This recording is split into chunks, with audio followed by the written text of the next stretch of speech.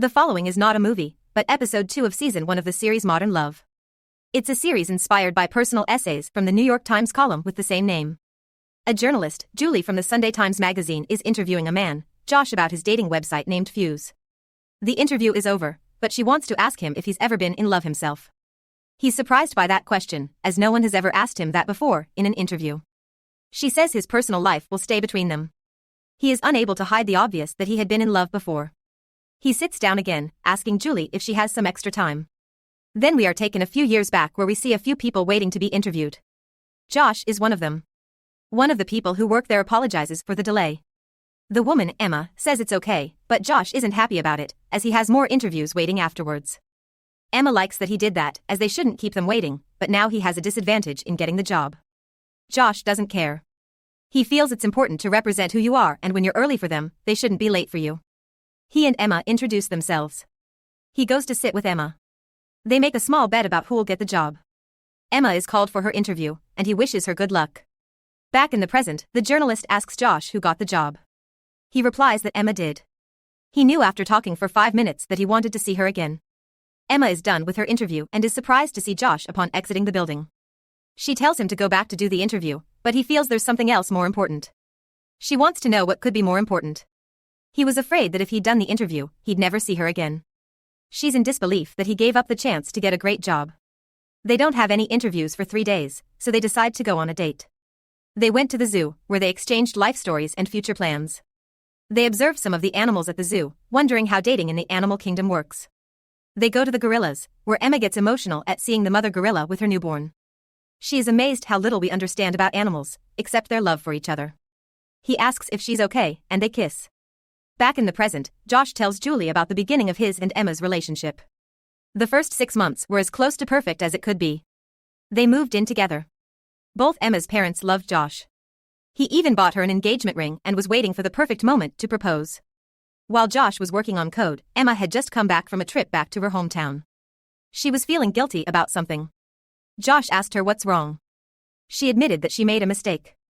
She ran into her high school boyfriend at a bar. She cheated on Josh with her ex-boyfriend. Josh immediately started packing. She feels bad and they both are upset. He left and threw the engagement ring. The only thing he could do was throw himself into work. He successfully launched his dating website. It was ironic, because in order to escape his own romantic pain, he had to research everything about love and romance. He started dating again and his faith in people was restored. All was going well, until he recently saw Emma, while walking with his current girlfriend. In that moment, he realized he hadn't really been living for the past 2 years. Even though he met amazing people, none of them were Emma. He made an excuse while on lunch with his girlfriend, so he could call Emma. It turns out she's been engaged for 2 years, which is a long time. He broke up with his girlfriend that day.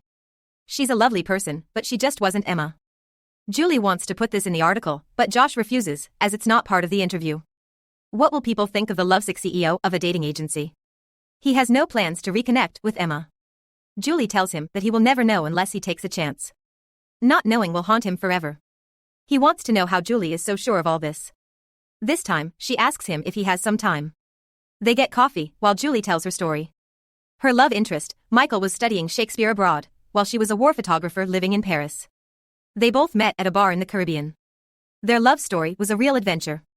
He was supposed to visit her at her apartment in Paris, but he never showed up. She burnt to know why he never came. She wondered whether he didn't feel the same for her as she felt for him. She only had one old photograph of them, and carried it around everywhere. One day, Julie was off to a book signing in another state. She wanted her husband to come with, but he wasn't interested in traveling so far. At her book signing, Julie was surprised to see Michael, who was supposed to meet her 17 years ago, in Paris. It turns out, he lost the book of Anna Karenina, where she had written her address in. She calls their meeting a nice coincidence. He informs her that it's not a coincidence, as he saw an advert of her book signing online. That night, she and Michael have dinner. She tells him how she can't believe he lost her book, as it was the one thing he had to look after. He informs her that the book was actually stolen. He was on a train to Paris and had the book in front of him. He thought he'd go to the bathroom first before reading the book. When he got back, the book was gone. He lost her address and was unable to meet her. She says that life could have been different, but then she wouldn't have had her children. He also has 2 children. He got married a year after leaving Paris. He admits he was a bit impulsive, but he didn't want to lose someone else. He is still with his wife, who is a wonderful person. Julie wants to know why he made an effort to meet her at her book signing. He was hoping that they could relive the love they had for each other 17 years ago. She says that they clearly still have love for each other, and just the idea of him got her through a lot in life. They spent the rest of the night talking. The morning comes and Michael walks her to her hotel. He gifts her a copy of Anna Karenina. Julie is on a train back to her home. Michael goes home and observes his wife saying goodbye to their children who are off to school. He tells his wife that he wants to work on their marriage, while Julie tells her husband that their marriage is over. In the present, Josh is shocked at this. Julie and Josh hug each other goodbye. Emma is reading the Sunday Times magazine and pages to Julie's article about Josh and his dating website. She holds up the magazine to her fiancé, almost comparing him with Josh. As Emma reads the article, Julie narrates. After spending time with Josh, the CEO mask comes off and she meets the real Joshua for the first time.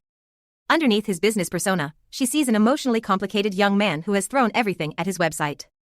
Then he tells Julie one of the most romantic love at first sight stories she'd ever heard. Emma excuses herself to go to the bathroom.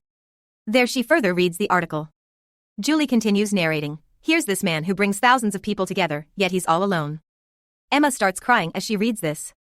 Josh's story reminds Julie of her own, a love unlived and untested.